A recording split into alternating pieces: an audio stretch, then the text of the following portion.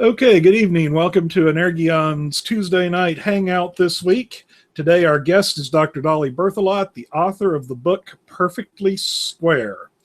Now, Dolly, when I was growing up, telling somebody they were a square wasn't terribly polite. So, what's going on with these perfect squares?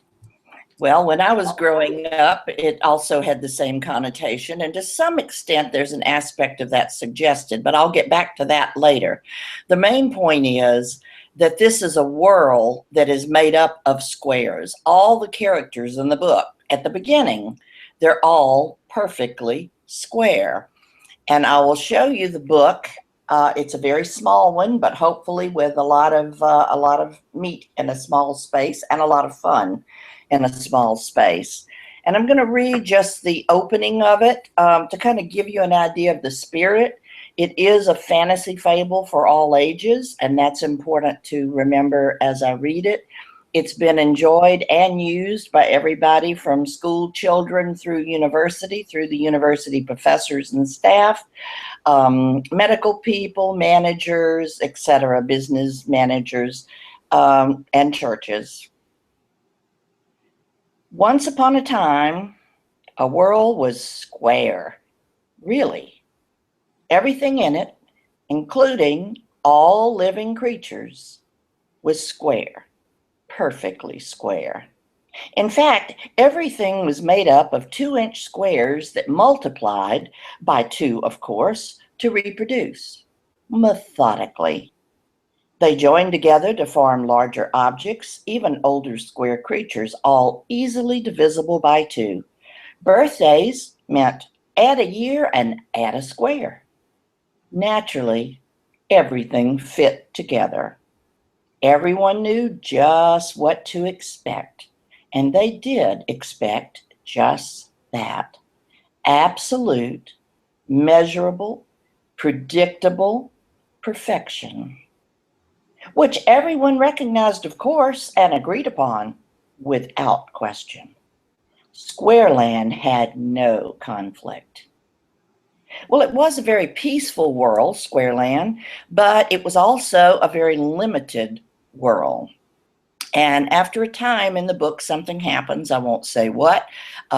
Children actually spur it on. When all of a sudden, new shapes are made.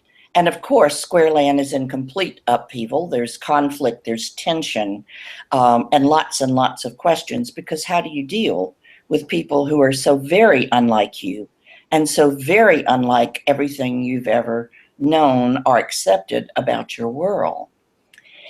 One of the things I do in the book is attribute personality qualities to the shapes. I found, as I developed this, that the personality traits were inherent in the shapes. The shapes are basic shapes that are pan-cultural, meaning that these geometric shapes are cross-cultural, they're across the world, the same shapes. And therefore, there's something very basic about that. It's not limited by language. It's not limited by what you're used to. A square, a triangle, a circle, these exist in every land, among every people. And the more you think about, dwell on, and play with, which is what I do in workshops a lot with these shapes, the more you play with them in your mind, if not otherwise, the more you see the attributes seem natural. As I read, you might also think about people you know. The triangle, and I'm going to show you here the picture of both the triangle and the circle. I hope you can see that pretty clearly. Triangle. Being remarkably sharp, triangles could be dangerous. They were also on the cutting edge, making interesting new shapes. Triangles became innovators, mavericks, surprising assets in this rapidly changing world. Triangles could pierce false assumptions, cut red tape, and point the world like no one else.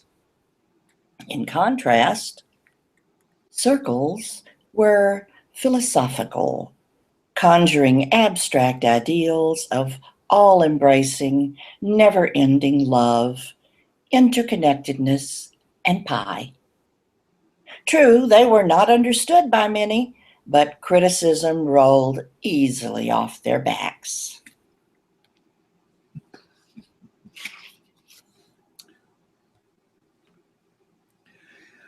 Well, I know about half a dozen people who would like to live in the world when it's perfectly square. And, and let's take a quick look here at how shall we say, talking about the shapes. I think in a previous conversation with you, I referred to the idea of snipping off the points of the triangle. But some of my own experiences with diversity training has been more of the idea of telling the triangle, of course, you're a sharp-pointed person. Make sure you never show your sharp points, and everything will be fine. Don't, and to the circle, get down to earth and be like everybody else, and you'll be just fine. That is probably the opposite of the message of this book. This book is a story of a world learning not just to cope with differences, but to embrace them, to understand, to appreciate that the world is a much more interesting place if you're not limited to squares. Now, the squares are extremely valuable. The squares in any culture and any organization, they're the straight lines. The squares and the rectangles, they are the straight lines. They're very balanced. When you need security, when you need balance, when you need an equilibrium, there is nothing stronger than a square. In any organization, they're very likely to be the ongoing foundation of the organization, whether we're talking about a major Fortune 500 company, which I've worked with many times, or whether you're talking about a church or a classroom. When I go to hire somebody to do the accounts, I'm probably looking for a square. Chances are yes, certainly for your basic accountant. However, I would have to also say that it is true that the financial whizzes who are the most innovative also have some qualities, particularly of the angular shapes, the triangle and the parallelogram, for example, and they may also have some of the qualities of the gons. And in this book, everybody thinks the gons are really weird because that's your hexagon and your polygons of all kind. They are the ones that know how to connect. If you think about the shape of a hexagon, for example, these are angles that are connected. It makes almost a circle, but not quite. And they are really good. There's a lot of points at which, there's a lot of lines at which the polygons can connect. So I would suspect that while the dominant quality of most, and you can't generalize about much anything with human beings, but if I would be very likely to say that I would expect that the average accountant would be a square, that the average, if there is such a thing as an average artist, that an artist or an artistic mind, a very creative artistic mind, is more likely to have a pretty strong triangle and perhaps parallelogram, some of the more angular lines. And on the other hand, the more emotionally based and spiritually oriented people are likely to have a pretty strong circle and perhaps an ellipsis. I think of the poetic soul as being an ellipsis. In the book, I say something about the ellipsis is a circle somebody sat on and squashed it just a bit, so it has an identity crisis. But all of these have their own personality. It's all done in a fun, lighthearted spirit. And it has amazed me how much people relate when they read it. People of all ages, of every type, they read the book and right away, they want to think about themselves. First of all, what am I? What would be my dominant shape? What other qualities do I have? What qualities do I have that maybe aren't being used in my organization, or even in my home? what qualities do I have? What shapes represent the qualities that I have that are not getting full development in my life, that really are some core of me that perhaps is hidden? And most of us have that. We have the overt shape, and then we have the hidden shape. It's an interesting interesting thing, because you talk about the hidden qualities, and I want to go back and underline what I kind of asked you facetiously at the beginning about chopping the points off the triangle. No. But that because people, I think people often think that way. How shall we make this person get along? And it's snipping off the brush, filing off the rough edges, hammering the the round peg into the square hole. Yes. We've got there's a lot of metaphors in the language that relate to making the person who is not an acceptable shape. Exactly. Well, in Square Land, what happens is we're looking the opposite way. Sorry. I just said we're looking the opposite way. I wanted to underline that. Right. Absolutely.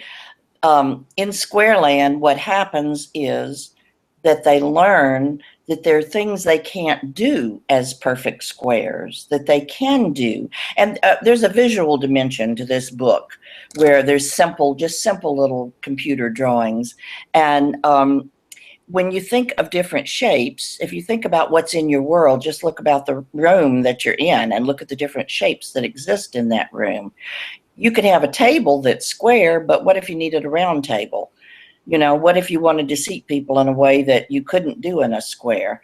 What if you had a boat and it needed a sail, and a sailboat with a triangular sail must work pretty well, because that's what most of them are.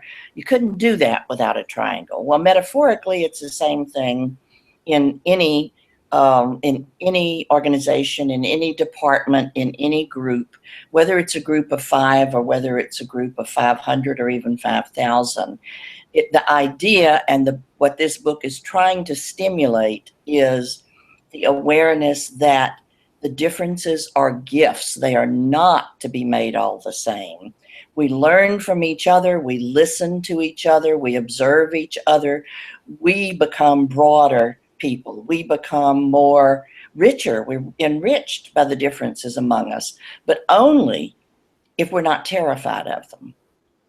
At first, in Square Land, there is a lot of tension and and there is violence, absolutely. But that's not where it's headed, because they reach a higher level of awareness. And I don't want to say too much, but that's the message of the book. Okay, I think probably in the second half hour, we're going to try revisit a little bit of strategies and thinking this way as we have time. One of my jobs, though, is to watch the clock. That's probably comes from the square part of my personality. Yeah. And keep track of the clock.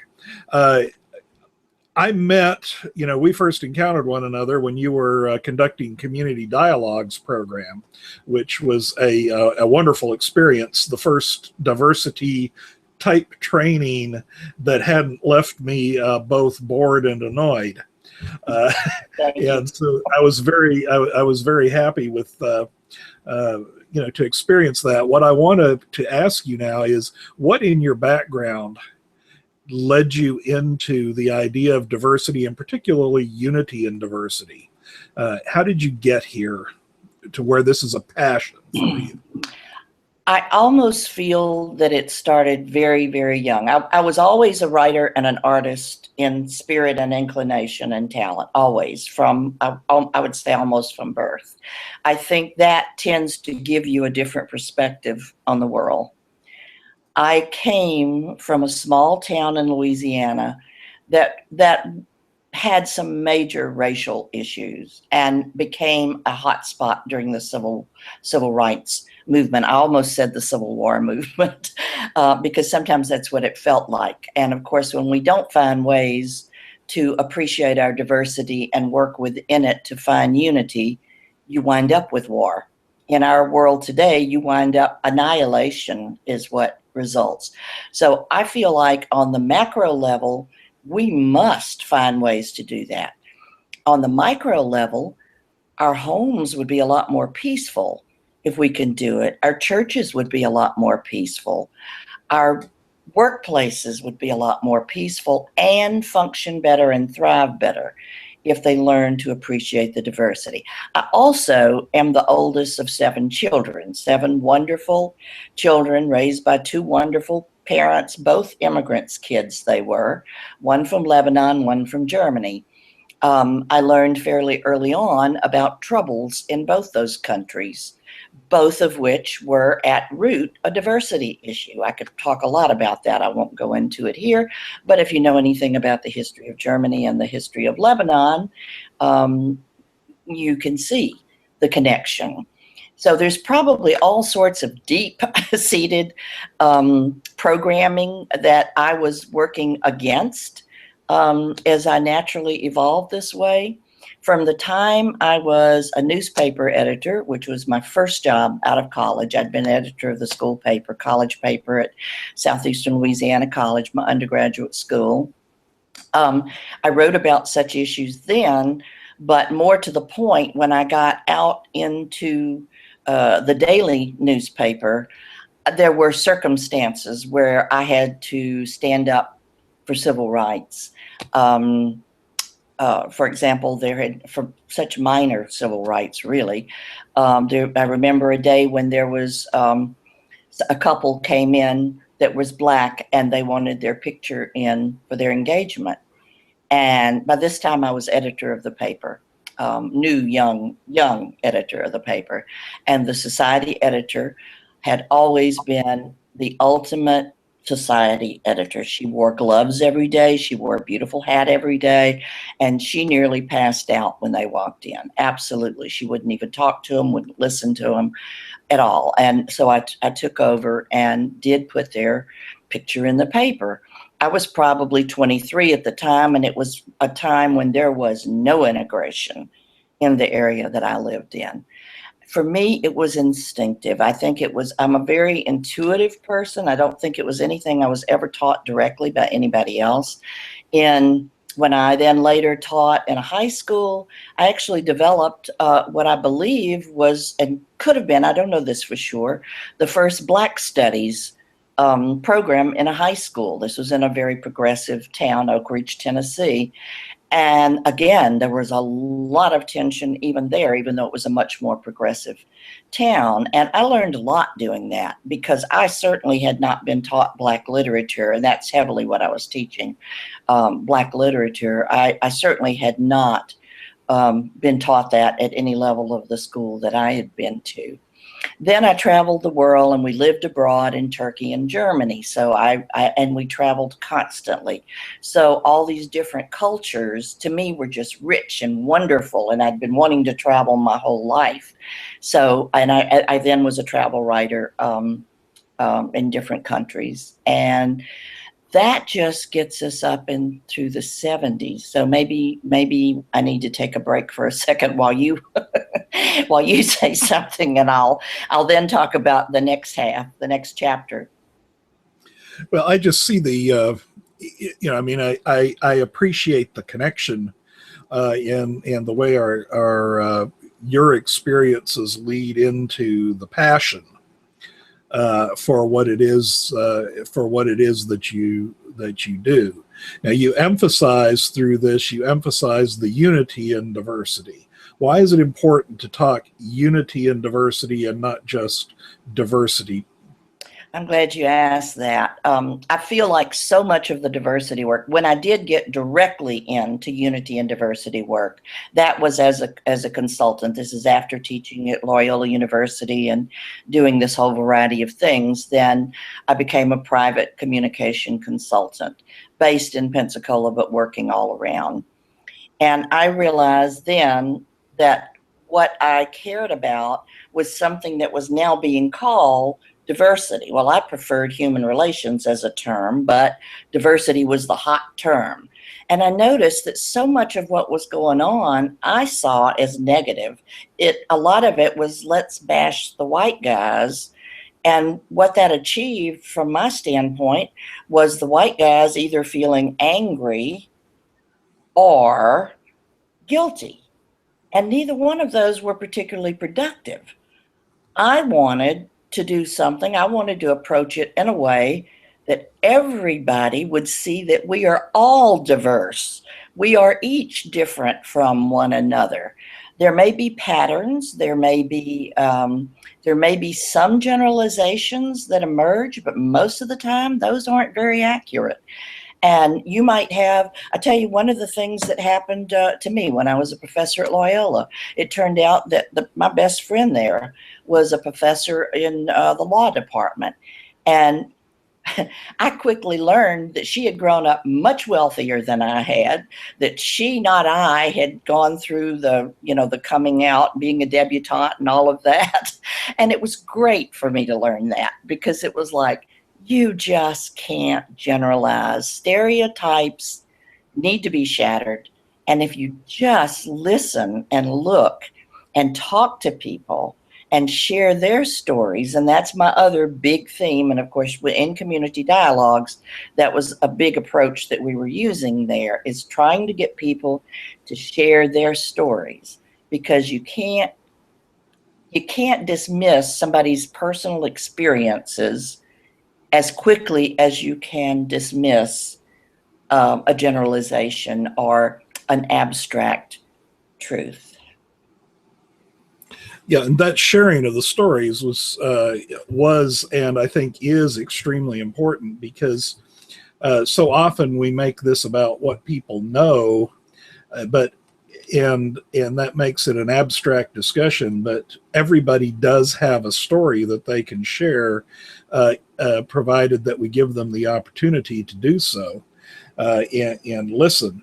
And that leads me to one other thing. I watching the clock again, keeping in my personality type and watching the clock. But before I kind of lead us toward the half-hour break time, this is not just about me finding out what kind of my personality shape, but learning to watch the world and identify and appreciate those differences in others.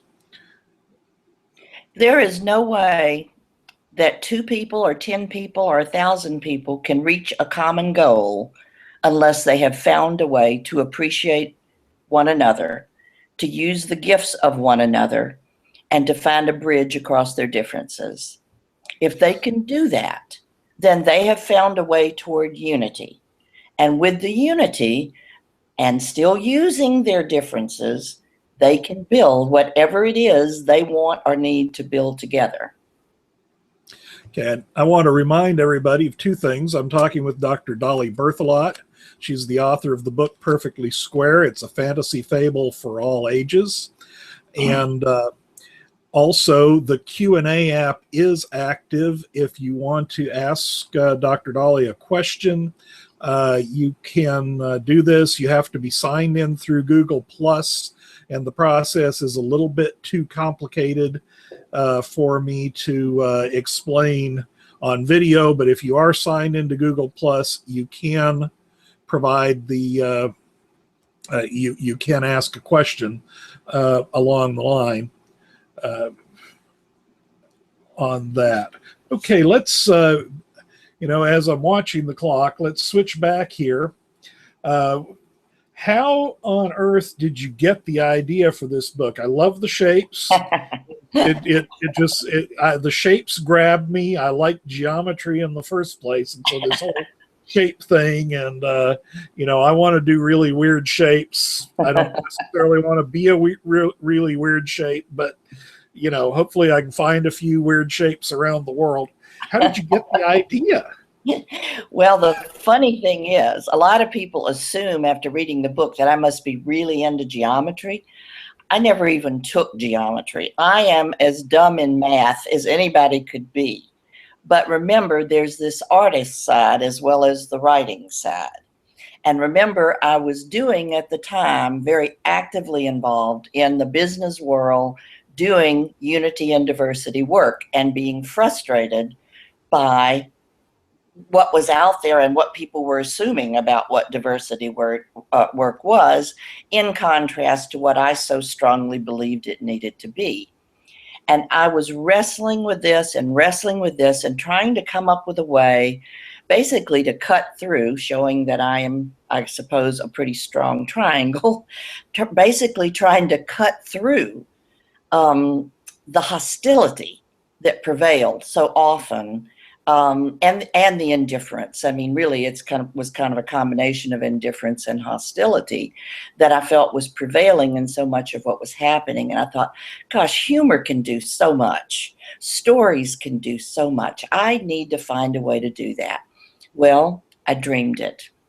And I am a great believer in the value of dreams. And I will mention right now a book that deals directly with all the many people, great and not so great, who have used their dreams to come up with books, movies, music, every science, math, every realm you can think of. The book is Committee of Sleep.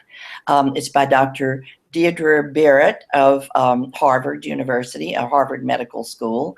And in fact, she's a former student of mine. So when I saw that she had written this book, since I had a long interest in creativity and in dreams, I had to have it. Well, this was years. I read this years after I personally had had this experience with simply waking up, having this basic story in my head. Now, I have to say, because I also am a very fastidious person only when it comes to words, not in other realms of my life, but when it comes to words, it took me years to keep perfecting this little book. But I knew from the moment I woke up that day that I'd come up with an idea, and I knew the ending, which is significant. I knew the ending, and I knew the basics of that book through the dream, for which I will always be very grateful. Okay, and as I'm watching this, I think we're probably going to go ahead and take our break. I wanted to ask you immediately after the break, I'm going to ask you how people can use the book. I mean, obviously there's reading and thinking about it, but we need to talk a little bit about how to use it. But what we'll do is we'll take our half-hour break first. I'm going to let people know what's going on. I also do have one audience question, but I'm going to also hold that for after the break. And so I'll pass some of that information on, and folks, will expand on what we've been talking about for the second half hour of the program.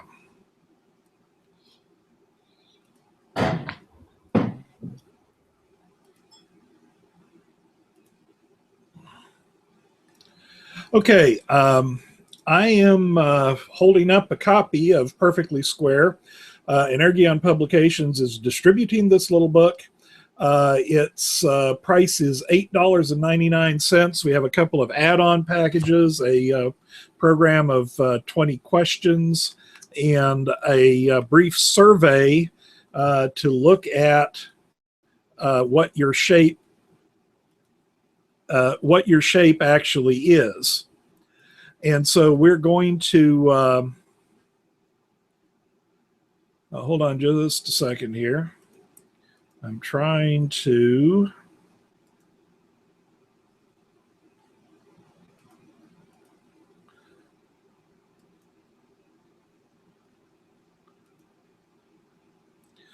and so that is available via our website. That's direct.energion.com. And you can check out both the book and the add-ons there. It's a short book. It is a wonderful read. It's very relaxing and light, but it nonetheless brings some very how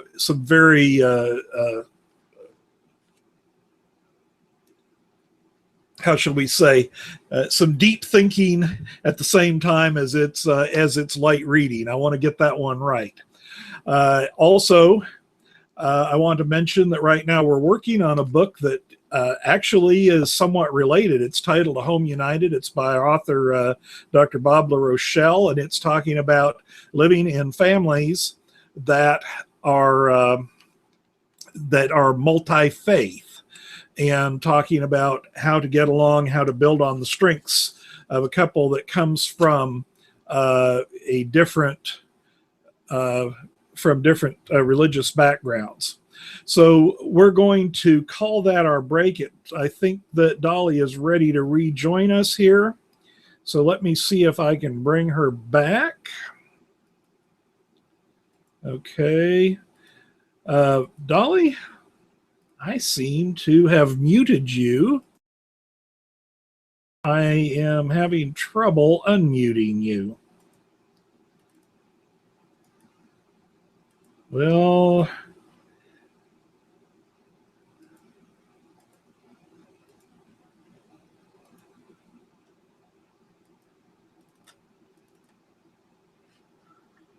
hold on just a second here.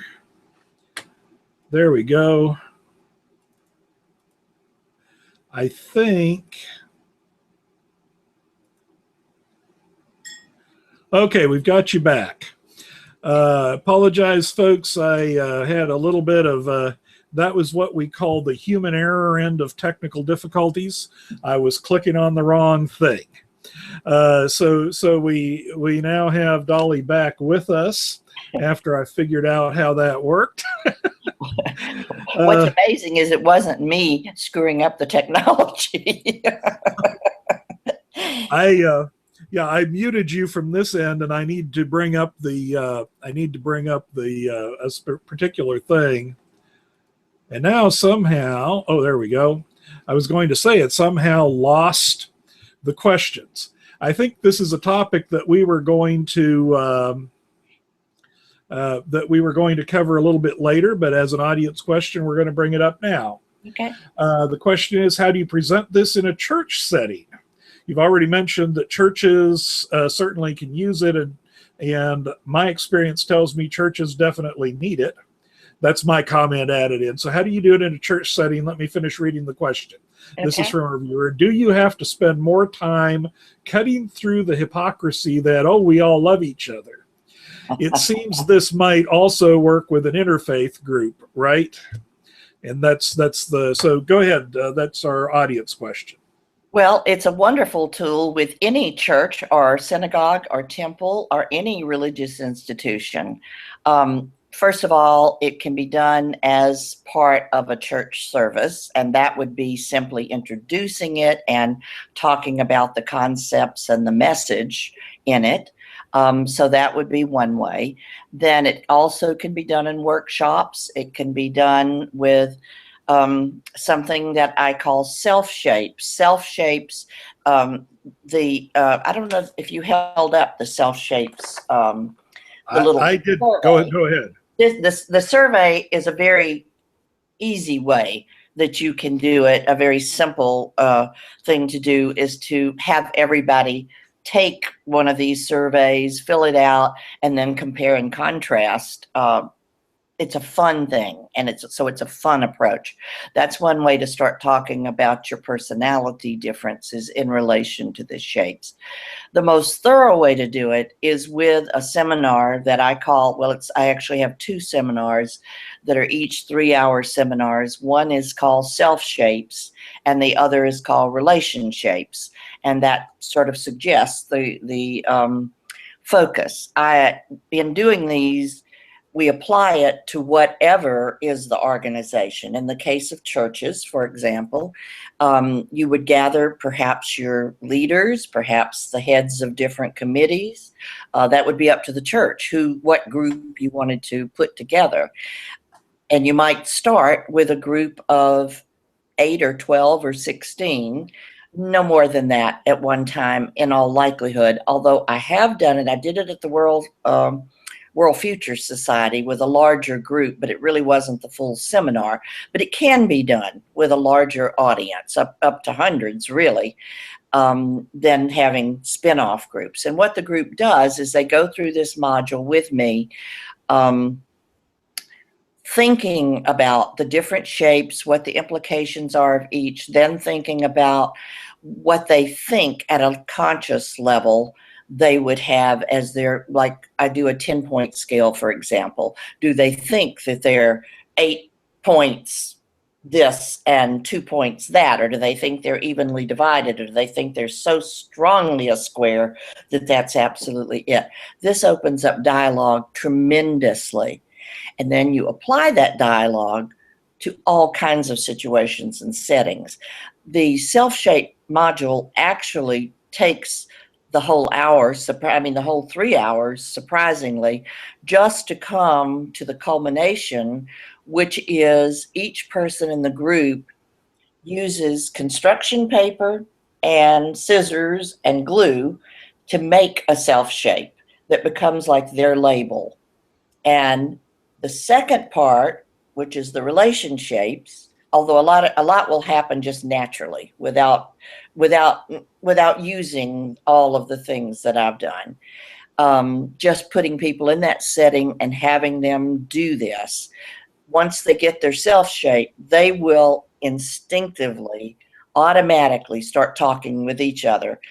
But since that's going to be the end of 3 hours, you can't really continue doing that then. So on a different day, the same group wears their self shape, and then there's a process that I have to bring them together in dyads and in fours, and then in smart, ever-growing groups to see what qualities they each have and to think about it. In the case of a church, we would apply all that to the church setting. So you could actually talk about specific situations, and every church has an awful lot of the same challenges, the same variety of people. There may be a different balance in one church or another, one denomination and another, one faith and another may tend to have some patterns where there's more of one square than another. But if your church is all one particular, I didn't mean square, I meant shape. If your church is all one shape or thinks it is, you have a problem. I imagine you do. I have several directions I'd like to go from there, but I'm only going to, I'll have to do them one at a time if we have time. Okay. But one of the questions I have is it likely that the difficulties that you'd have with this process in a church are necessarily going to be that much different from, say, in a business where people, again, there's going to be a desire to present yourself as whatever it is the boss wants you to be. And so I think you'd have the same issue if people are going to be self-honest, and then that's part of that process that you do in the 3 hours. Is that that's always a challenge, and that's where superb facilitation is absolutely essential. When I was doing other unity and diversity workshops, I always said, you can't stir up a hornet's nest without a very good beekeeper. And the truth is, it's easy to stir up a hornet's nest in dealing with these issues. But what I've found with Perfectly Square and with self-shapes and relationships is the very nature of this approach is so lighthearted and fun and creative that people just get in that spirit. And they do start joking around about it, and they do acknowledge the differences. And also the fact that the whole approach is making it eminently clear that one is not good and one bad, but in fact, each one has its special attributes that are necessary and helpful to the organization or the department or the family or whatever group that you're talking about. And so the idea here again, and I'm really kind of underlining something from the first half, the idea here isn't getting rid of all the squares. No. The idea is identifying the fact, because probably any organization has other shapes, even if perhaps there's pretense that they aren't. I think that we're all used to, of course, for me, it's working in working in churches or looking at authors, and there's a desire to present yourself as a particular thing. But the diversity is there. This is about identifying it, Exactly. celebrating it, and learning to use it. I guarantee you the diversity is there, and pretense is never going to have an organization thrive. Never. Okay, let's get down to the one last thing about interfaith groups, because I think one of the kinds of interfaith groups that we probably, most of us at least, encounter, but even if we may not be thinking about it, is some of our major social organizations that serve the community are very often interfaith. People are working through, and we've dealt with this in dealing with programs for people who are dealing with grief, for example, that you come from a variety of backgrounds. So there's going to be similarities and differences, and not necessarily all of those differences are going to be between the different faiths, right? but between the people of the same faith. Absolutely. That's a wonderful example, because so often people of goodwill share goals like feed the homeless, for example. And if you're coming together to feed the homeless, you certainly do need to not be at war with each other. And there's no reason to be, because your common goal is to feed the homeless. And as long as you see that one person may be particularly good at keeping up the list of what the food is and how much each thing costs or whatever it is that needs to be done, and the other is particularly good at interacting with the people, and as long as you use both their skills and cherish both their inclinations and skills, it's going to work. And if you don't, it won't. And that's where we run into dysfunctional churches. Is where they do not identify, or people think that the trustees are really bad people because they're stopping everything as they're dealing with the funds, and on the other hand, they think that the outreach committee is crazy because they want to do all this wild stuff, and both and are right. The church wouldn't function without both of those. Right.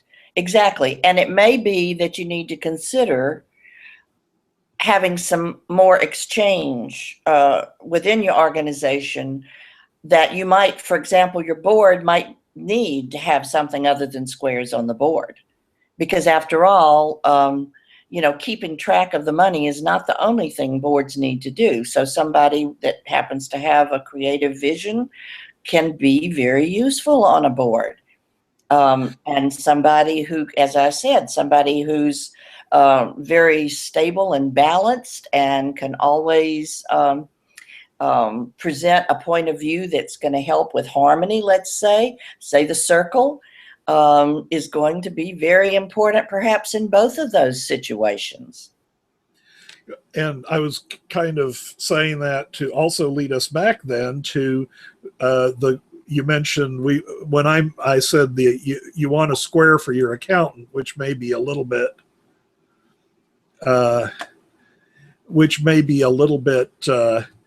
overdoing the square. But then you mentioned the investor. You have the investor. You have the the accountant working together. It's the same sort of a set of differences.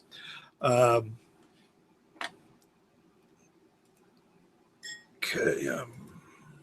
And most of us are not all one thing. That's why when I have them do the badge, it's not just make a circle or make a triangle. It's think about the interrelationship of these various shapes and which maybe all 8 of them that people identify with in different ways. Okay, having said that, I'm going to go back around to the question that I promised to start the second half on, only 15 minutes late. see how the tension works on the square part of my personality. How can I use this book? Now, we've already said several things about that, such as having the seminar.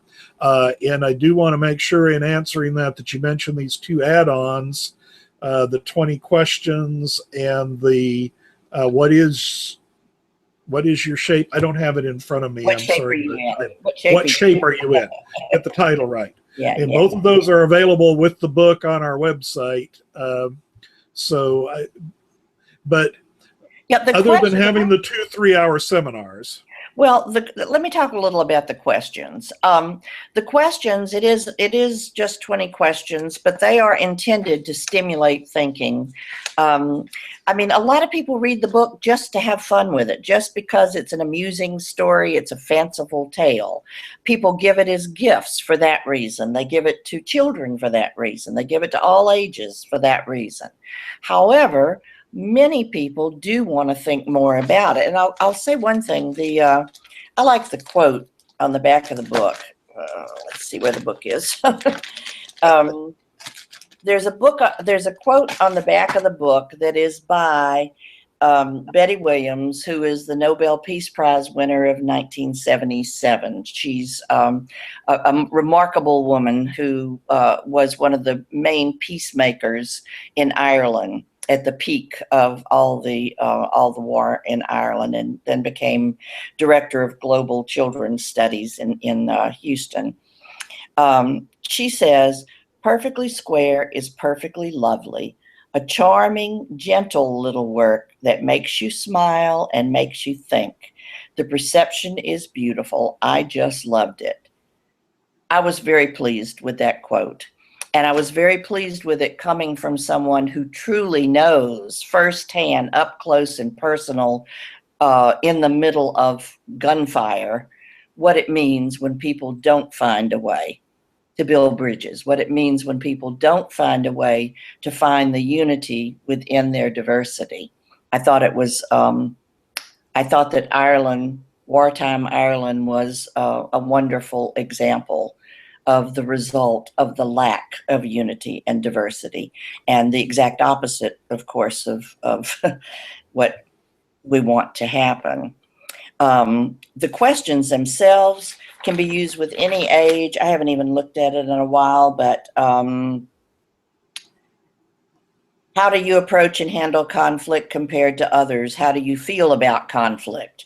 Why is that? So these are questions that just jump out after reading the book. Change. By the way, the four, if you notice on the front of the book, there's 4 main themes. These are the recurring themes in the book. You're dealing with change, diversity, creativity, and ultimately teamwork. So the questions are also organized that way. The first question came out of the diversity section. Change. What consistency do you especially like? What routines? Because, because you happen to think of yourself as a very free spirit doesn't mean that you don't need and want and need, particularly need, certain consistencies and certain routines, things that you can count on. What tough changes have you confronted? So it's that kind of question. Then there are questions on creativity, there are questions on teamwork, and they're just stimulation. They're just, questions to stimulate thought. These can be used alone or with others. Somebody can just get a book and read it to help deepen their appreciation and consideration of the ideas in the book, or they can use it. They can all have one in a group setting and discuss them together. Teachers have loved this book at all ages.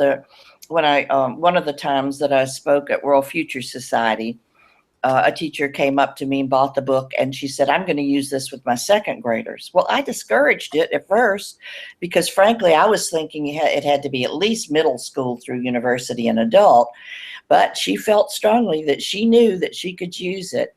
And it was delightful to me because she sent me back a whole packet of drawings they had done. She had built an entire lesson around the book, And the kids had all done these wonderful colored drawings that were stimulated by the book, all having, of course, fully shown that they understood the theme. So while there are aspects of it that may be a little beyond an elementary school child, other people have said that they did do it with children that young.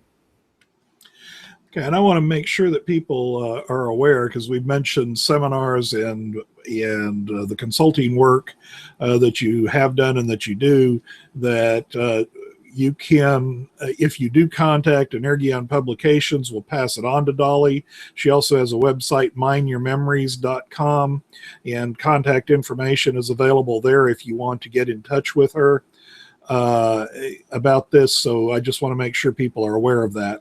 And also I am talking with Dr. Dolly Berthelot, who is the author of Perfectly Square, and we're having a lot of fun with it, so you can have a lot of fun with it as well. It's been around, just it looks a little over 20 years since this book was produced originally. And so we're kind of, we're really trying to push it. I think it's every bit as relevant as it was when it came out. I don't see anything in here that gets dated. What have you been up to, and where are you going at this point? That's a lot of years for this little book. Well, I appreciate you saying that it's still just as timely and relevant, if not more so. Excuse me. I would say that when I did it, I saw it as a classic. I saw it as a potential classic. I saw it as being beyond any particular set of problems or troubles or issues at the time. And in the last few years, I have once again become extremely concerned about problems in our society. And I think all anybody has to do is watch the news to see that we need these concepts. And we need to find ways to build unity and diversity at least as strongly now as we used to. In recent years, I have worked more one-on-one with people, and I have worked more as from the writing standpoint, as well as working with people one-on-one about issues that, yes, they are issues of diversity, but it may be issues with a husband and wife, it may be issues in somebody's professional life, but working more one-on-one privately with them. That has been my focus in more recent years. And the other thing is that I've been working very much within the Mind Your Memories framework. Now that site is focused on, it does have the section on unity and diversity, but the focus of that site is about life stories.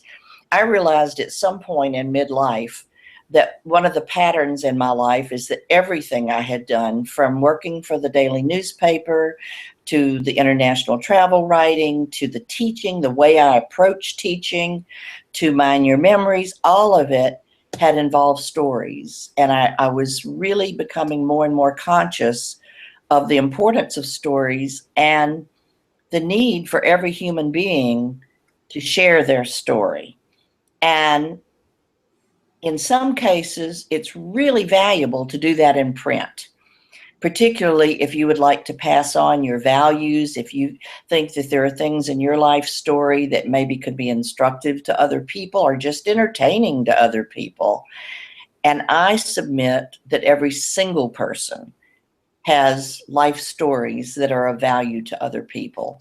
So this is an example of one of the little books that I did.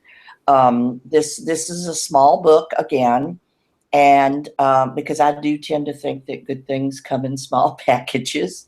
And this particular one, which I've really never put out to the general public, but it's Taking Control, Creek Roots, Airman Wings, Family Heart. And it's basically the story of a poor Creek Indian in Alabama who through a series of circumstances followed his dreams into flight. And the military really changed his life. And that is just one example of the people that I've worked with to share their stories, either because they have an impulse to, or because their children want them to, or their grandchildren want them to. And in some cases, they have had a broader audience than that in mind, and in some cases they haven't.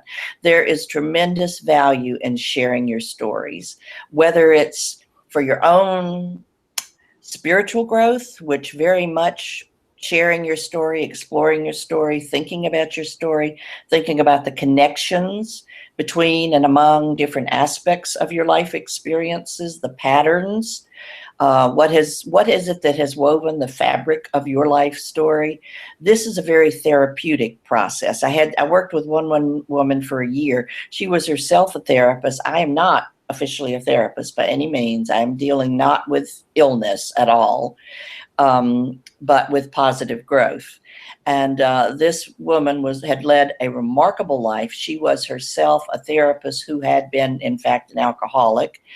And she had been in therapy for years. And after we worked together for a year before she left the state and went on to do other things.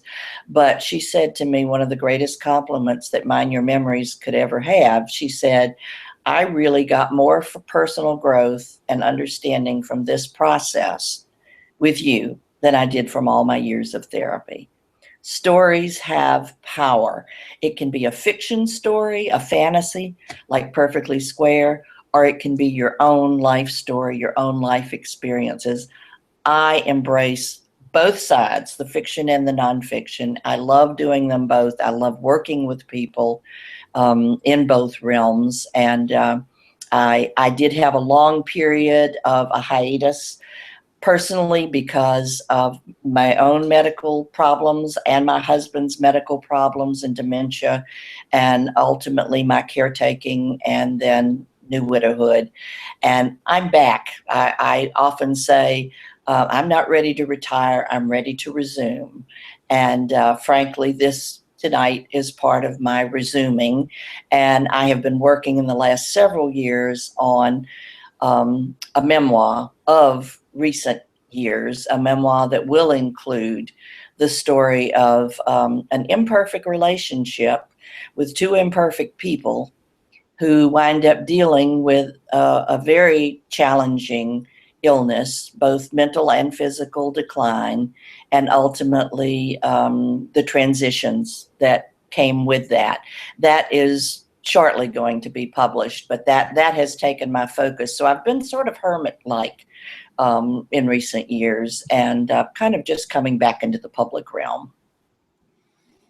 Okay, and we are, as the official clock watcher, I say we are running out of time. And so I'm going to hold the book up myself, where I'll say the book is Perfectly Square, and the author is Dr. Dolly Berthelot, who is resuming, as she says. And so we have both the book. The book is available right away. You can get it through our website. Right now, Amazon is still showing out of stock, but they will be getting it from us shortly. But you can go to our own website, direct.energion.com, and I'll have that posted in the comments and in the description on the YouTube here once this appears on YouTube. So you'll be able to find this, and also the other materials that Dolly mentioned. And again, as I said, I think probably the easiest website there, Mind Your Memories, just spelled just like that, mindyourmemories.com. That'll have information for contact, as well as if you find it easier to contact Energion Publications, we'll definitely pass that on. Dolly, you have like 2 minutes. Would you like to leave us with some sort of a thought here? I want to say that there have been performances of a script that I've done of Perfectly Square, and that adds a whole other dimension, is really using the book creatively in different ways. That may be something for another topic in the future. I hope in the future to somehow deal with dance with the right director. Creativity begets creativity, and I have certainly found that to be true. And every organization needs creative thought and needs stability and balance and harmony. Therefore, every organization, including yours, including your home, including your church, including your business, needs to find ways to build the bridges that will appreciate diversity and build unity to achieve what you want to achieve. Okay, well, thank you very much. I've been talking with Dr. Dolly Berthelot, the author of the book Perfectly Square, which is now available through Energion Publications. We're distributing it. Thank you for watching tonight, and we'll see you again next Tuesday.